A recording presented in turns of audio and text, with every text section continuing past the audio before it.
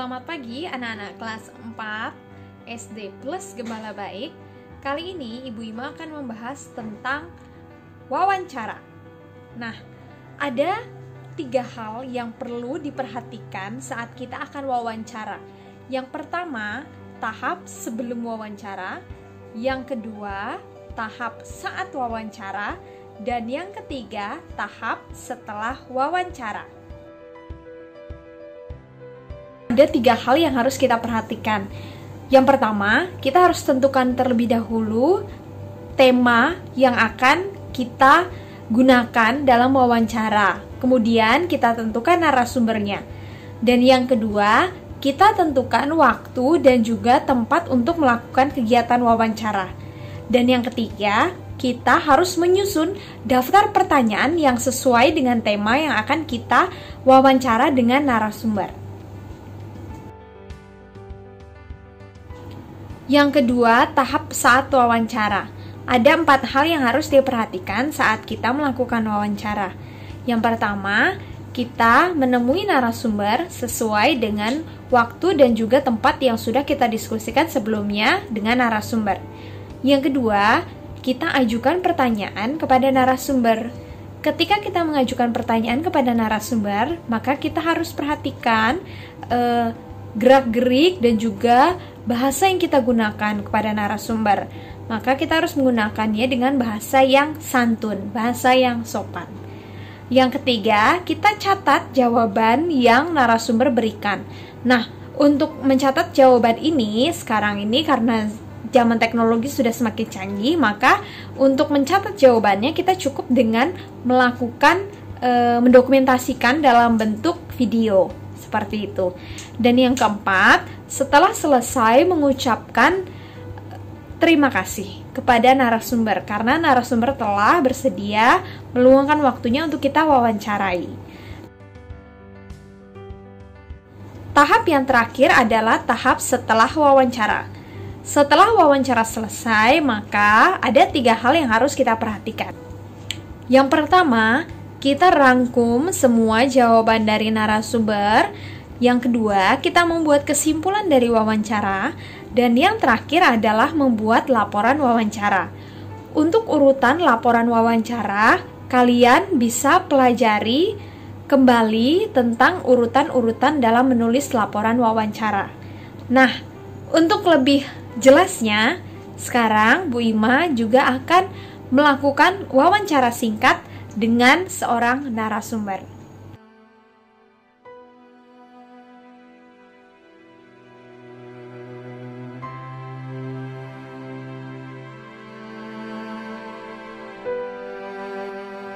Rabu pagi, kabut asap tipis mulai terasa di wilayah kota Pontianak dan sekitarnya setidaknya hingga pukul 9 pagi.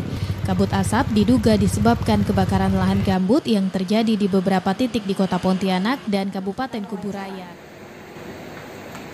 Selamat sore, Ibu. Selamat sore. Baik, boleh minta waktunya sebentar, Bu?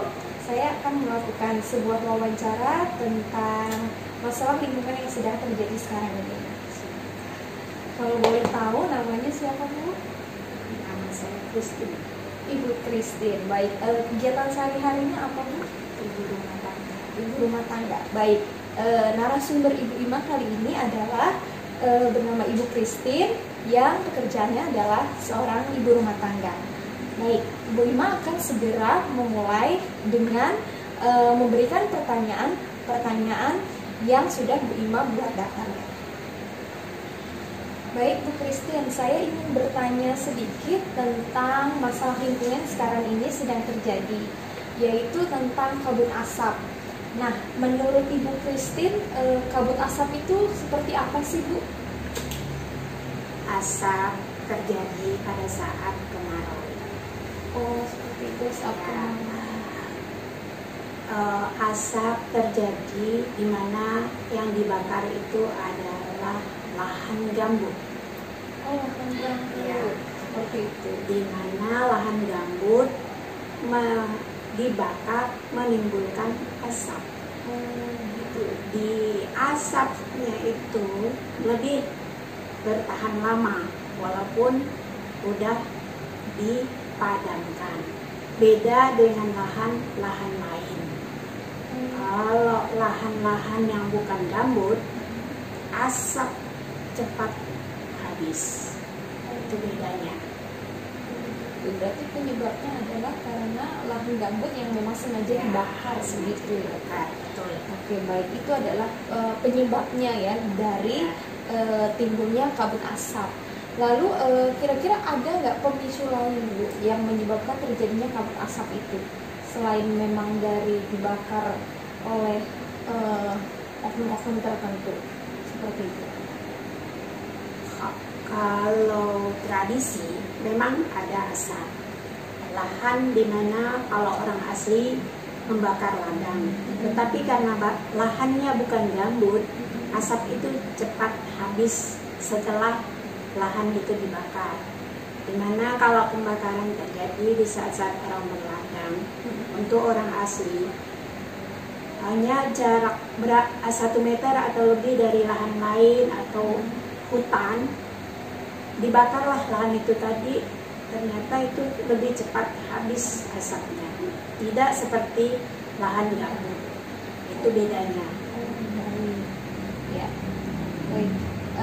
Pertanyaan berikutnya Bu, apakah Ibu terkena dampak juga dari adanya kabut asap ini? Oh sangat, karena bagaimanapun kalau lahan gambut dibakar, asap bertahan lama, yang jelas untuk pernapasan tidak bagus. Jadi adanya kabut asap itu sangat mengganggu ya pernapasan, bisa menyebabkan timbul penyakit ya, batuk seperti itu. Lalu berikutnya cara menghadapinya bagaimana nih Bu Christine? Kan Bu Christine kan terkena dampaknya nih kabut asap di lingkungan sekitar sini gitu kan. Lalu cara menghadapinya gimana kalau misalnya Ibu mau beraktivitas seperti itu? Ya, kita otomatis mengurangi untuk aktivitas keluar itu pasti lebih baik. Kemudian menggunakan masker. Kemudian memang kalau lebih bisa untuk oknum atau orang tertentu yang membakar, lebih baik adakanlah cara yang tidak dibakar. Kan sekarang teknologi atau cara kan lebih banyak, dengan lahan itu dibusukkan, istilahnya tidak perlu dibakar. Gitu ya, untuk mengurangi adanya kabut asap. Begitu. Oke, baik. Sekian Bu Christine wawancara dari saya. Terima kasih banyak atas waktu yang sudah disediakan. Selamat sore. Selamat sore.